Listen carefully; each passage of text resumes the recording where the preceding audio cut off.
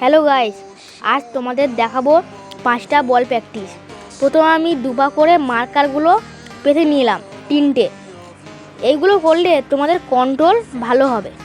আমাদের প্রথম practice outside inside, দুবার করে, একটা ডান পায়ে একটা বাঁ পায়ে। একই আগেরটা বাঁ পায়ে, এবারটা ডান পায়ে। আমাদের দ্বিতীয় প্র্যাকটিস শোল রোল, এইটাও দুবার করে। আমাদের তৃতীয় প্র্যাকটিস টিকটক, এইটাও দুবার করে। আমাদের 4 নম্বর প্র্যাকটিস শাবেল, এইটাও দুবার করে। আমাদের লাস্ট প্র্যাকটিস কোণগুলোকে ত্রিভুজ আকৃতি করে বসিয়ে বল টার্ন করা, এটাও দুটো সেট করে হবে, একটা হবে ডান পায়ে একটা হবে বাঁ পায়ে। একই হবে, আগেরটা করলাম বাঁ পায়ে, এইবারটা করছি ডান পায়ে।